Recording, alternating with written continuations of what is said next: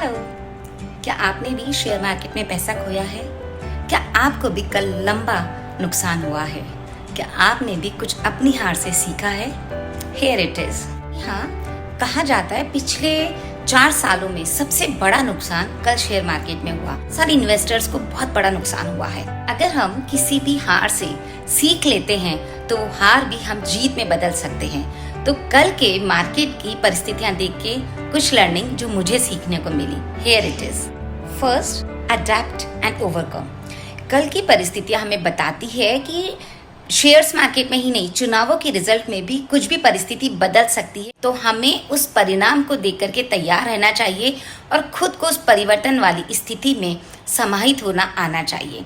और साथ ही साथ जो भी चैलेंजेस आए, जो परेशानियां आए, उससे ओवरकम करने की शक्ति और ताकत होनी चाहिए। हमें अपनी सूझबूझ और समझ से उससे बाहर निकलने का रास्ता देखना चाहिए। Number 2, diverse investment.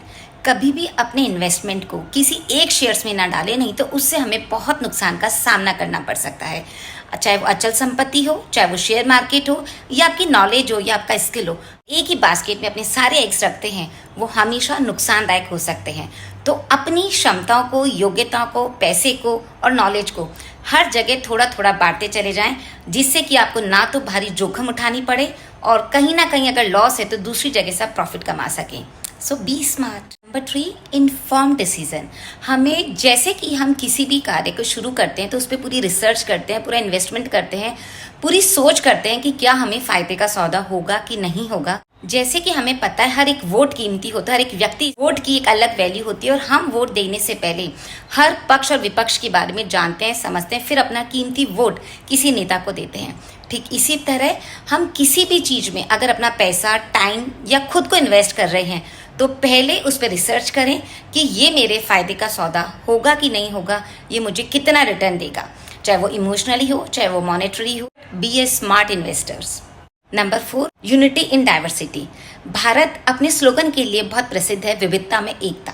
तो हमें भी सबको एक लक्ष्य पे आगे बढ़ने के लिए एकजुट होकर के अगर हम काम करते हैं, अगर हम किसी भी कार्य में सब मिलजुल करके एक साथ कदम बढ़ाते हैं तो बहुत ही जल्दी और सकारात्मक रिजल्ट हमारे हाथ में होते हैं, क्योंकि संगठन में ही शक्ति है और टीम वर्क के द्वारा हम कठिन से कठिन कार्य भी अचीव कर सकते हैं और सफलता के शिखर पे पहुंच सकते हैं। तो जितनी भी अलग अलग परिस्थितियां हैं या जो अलग अलग टाइप के लोग हैं या उनकी नॉलेज है, उनसे कुछ ना कुछ ग्रैब करते चले जाएं, उनको साथ में एकजुट होकर के अपने लक्ष्य की तरफ कदम बढ़ाते चले जाएं। Number 5, hope and patience. हमें हमेशा एक उम्मीद, एक आशा की किरण जगा के रखनी चाहिए कि जो होगा वो अच्छा होगा, आज नहीं तो कल जरूर होगा। और एक हिम्मत रखें, धैर्य रखें, क्योंकि सब्र का फल मीठा होता है। ये कल हमने बेखूबी चुनाव के परिणामों में भी देखा है कि धैर्य रखना कितना जरूरी है और उम्मीद का दिया अगर हम जला के रखते हैं तो रोशनी की किरण जरूर चमकती है। अगर आपसे कल कुछ गलत इन्वेस्टमेंट भी हुआ है तो आप घाटे के अंदर उसको बेचे नहीं, धैर्य रखें, पेशेंस रखें, आज नहीं तो कल वो जरूर फायदे का सौदा बनेगा। और ये सारी चीजें हमने कल शेयर मार्केट से ही नहीं, चुनाव के रिजल्ट ने भी हमें चकाचौंध कर दिया है और हर तरफ वापिस से बीजेपी का परचम लहराया है और खुशी की लहर दौड़ पड़ी है। सो मुबारक हो एंड खुश रहिए, खुशियां बांटते रहिए। और कुछ लर्निंग्स जो मुझे लगी मैंने आपके साथ शेयर करी। क्या आप अपनी लर्निंग मेरे साथ शेयर करेंगे? Be happy, B cheerful.